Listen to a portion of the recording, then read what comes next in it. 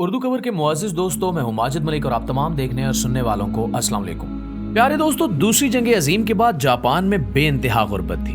1960 تک ان کے بچے خوراک کی قلت کا شکار تھے۔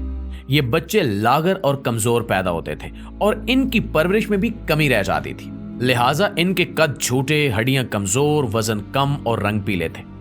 جاپانی اس دور میں 24 گھنٹوں میں صرف ایک کھانا کھاتے تھے۔ انہوں نے اس دور میں اندازہ کیا کہ اگر ہم دن میں 3 بجے کھانا کھائیں تو ہم 24 گھنٹے گزار سکتے ہیں۔ چنانچہ یہ دن 3 بجے کھانا کھاتے تھے اور اگلی خوراک کی باری اگلے دن آتی تھی۔ اس وقت ان کی حالت یہ ہوتی تھی کہ پاکستان نے 1957 میں چاولوں سے بھرا ہوا ایک بحری جہاز ٹوکیو بھجوایا۔ جہاز پر جاپان کی امداد کے لیے پاکستان کا تحفہ لکھا ہوا تھا اور اس کی تصویریں باقاعدہ اخبارات میں شائع ہوئیں اور پورے جاپان نے ہاتھ جوڑ کر حکومت پاکستان کا شکریہ ادا کیا۔ جاپانیوں کو آج بھی پاکستان کا یہ احسان یاد ہے۔ جاپان دنیا کے ان 4 ملکوں میں شمار ہوتا ہے جن کے پاکستان کے ساتھ تعلقات شروع دن سے حیران کن رہے۔ ہندوستان کے آخری viceroy Lord Mountbatten Pakistan اور بھارت کو 15 اگست 1947 کو آزادی دینا چاہتے تھے۔ اس کی وجہ جاپان تھا۔ جاپان نے 1945 میں 15 اگست کو امریکہ کے سامنے سرنڈر کیا تھا۔ اتحادی فوجیں 15 اگست کو یوم فتح کے طور پر مناتی تھیں۔ لارڈ ماؤنٹ بیٹن کی خواہش تھی کہ 15 اگست 1947 کو جب پورا برطانیہ یوم فتح منا رہا ہو تو بھارت اور پاکستان کی پیدائش اس وقت ہو تاکہ ہر سال جب ان دونوں ملکوں کے لوگ آزادی کی تقریبات منائیں تو اس وقت جاپانی افسردہ ہوں اور یہ کھیل تا ابد جاری رہے۔ یہ منصوبہ جب قائد اعظم کے سامنے پیش کیا گیا تو آپ نے فوراً انکار کر دیا۔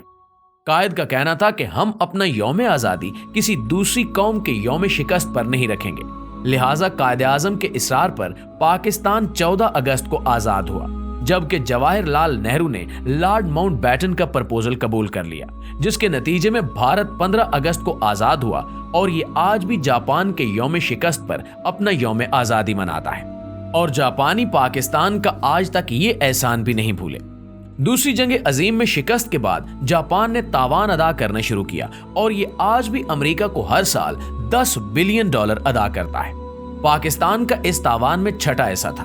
قائد اعظم نے اس وقت اپنا یہ حصہ بھی جاپان کو معاف کر دیا تھا جب ہمارے پاس سرکاری ملازمین کی تنخواہوں کے لیے بھی رقم نہیں تھی۔ جاپانی آج تک یہ احسان بھی نہیں بھولے اور پاکستان نے اپنے ابتدائی دنوں میں جاپان کو نقد امداد بھی دی اور جاپان کو آج تک یہ بھی یاد ہے۔ چنانچہ کہنے کا مقصد یہ ہے کہ ایک پاکستان ایسا بھی ہوتا تھا۔ ہماری دریا دلی صرف جاپان تک محدود نہیں تھی۔ ہم نے 1950 کی دہائی میں جرمنی کو 5 کروڑ روپے قرض دیا تھا، پولینڈ کے متاثرین کو پناہ دی تھی، چین کا دنیا کے ساتھ رابطہ کرایا تھا۔ PIA دنیا کی پہلی ایئر لائن تھی جس نے چین کی سرزمین کو چھوا تھا، اور موزے تنگ اور چوئن لائی نے ایئرپورٹ آ کر ہماری فلائٹ کا استقبال کیا تھا۔ ہم نے موزے تنگ کو ذاتی استعمال کے لیے جہاز بھی گفٹ کیا تھا اور یہ جہاز آج بھی چین کے میوزیم میں پاکستان کے شکریہ کے ساتھ کھڑا ہے۔ ہم نے اپنے ترک بھائیوں کی قیام پاکستان سے پہلے بھی مدد کی تھی اور قیام کے بعد بھی۔ ترکی کے زیادہ تر امرائی فوجی افسروں اور سیاستدانوں کے بچے پاکستان میں تعلیم حاصل کرتے تھے۔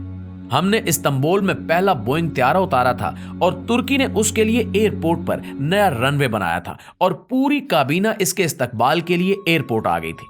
ہم نے مراکو، تیونس اور الجزائر کی آزادی میں بھی مرکزی کردار ادا کیا۔ پاکستان نے ان کی سیاسی قیادت کو پاسپورٹ بھی دیے اور اقوام متحدہ میں اپنے بینچ سے انہیں خطاب کا موقع بھی دیا۔ چین اور امریکہ کا پہلا رابطہ اور ہنری کیسنجر اور صدر رچرڈ نکسن کے چین کے پہلے دورے کا انتظام بھی ہم نے کیا تھا۔ چین میں لوہے کا پہلا کارخانہ پیکو کی طرز پر لگا تھا اور چوئن لائی اسے دیکھنے کے لیے اپنے ماہرین کے ساتھ 1960 کی دہائی میں لاہور آئے تھے۔ ناظرین، ایران کی ترقی اور یورپ اور امریکہ کے ساتھ تعلقات میں بھی پاکستان نے انتہائی اہم کردار ادا کیا تھا۔ شاہ ایران ہر دوسرے ماہ پاکستان کا دورہ کرتے تھے اور پاکستان کی ترقی کو حیرت سے دیکھتے تھے۔ فلسطین کے لیے پہلی عالمی آواز بھی ہم نے اٹھائی تھی۔ شام، اردن اور مصر کی سفارتکاری، آزادی اور بحالی میں بھی پاکستان کا اہم کردار تھا۔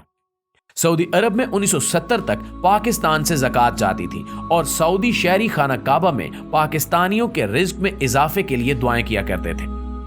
UAE کی ترقی میں بھی پاکستان کا اہم کردار تھا۔ दुनिया की चौथी बेहतरीन एयरलाइन यानी एमिरेट्स का कोड EK है और इसका K कराची है। ये एयरलाइन कराची से स्टार्ट हुई थी। हमने इन्हें जहाज भी दिया था और अमला भी, लिहाजा ये आज भी अमारात कराची है। माल्टा के बच्चों के सिलेबस में PIA का पूरा एक बाब है। सिंगापुर एयरलाइन और पोर्ट दोनों पाकिस्तानियों ने बनाई। इंडोनेशिया और मलेशिया की अशराफिया के बच्चे पाकिस्तान में पढ़ते थे। मलेशिया का आईन तक पाकिस्तानी वकला ने लिखा था। जनूबी कोरिया की ग्रोथ में महबूबुल हक के 5 साला मंसूबे का अहम किरदार था।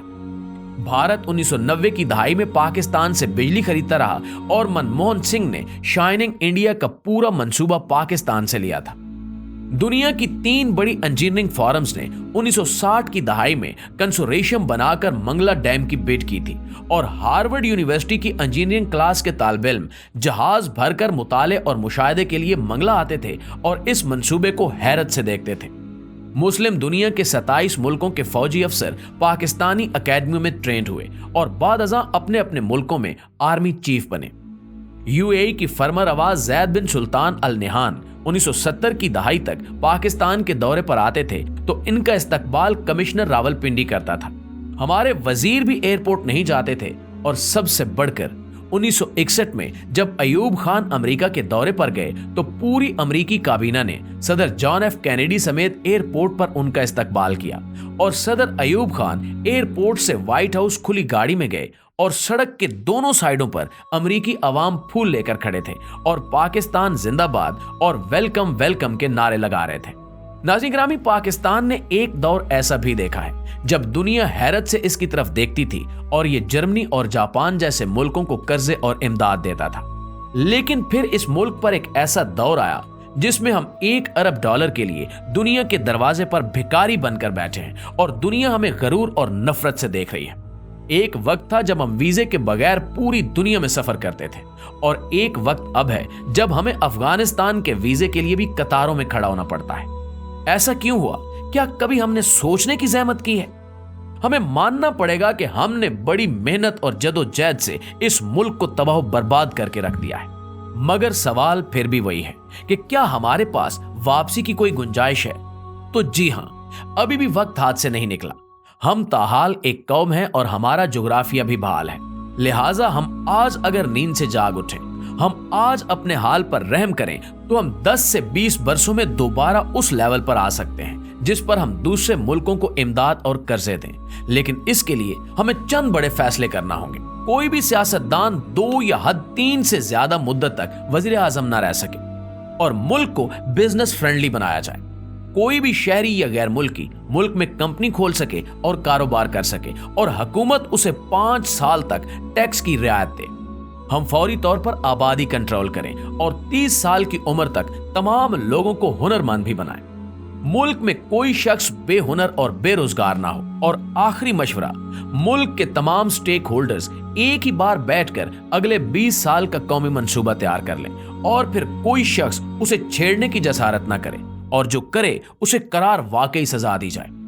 नाज़रीन, आप यकीन कीजिए कि हम इन चंद इकदामात से एक बार फिर इज्जत और आबरू की शाहराह पर आ सकते हैं, वरना हम इसी तरह भीख मांग मांग कर खत्म हो जाएंगे और तारीख के औराक में हमारा जिक्र तक नहीं मिलेगा। आखिर में दुआ है कि अल्लाह ताला इस कौम पर, अल्लाह ताला इस वतन पर अपना रहम व करम नाजिल फरमाए। आमीन सुमा आमीन।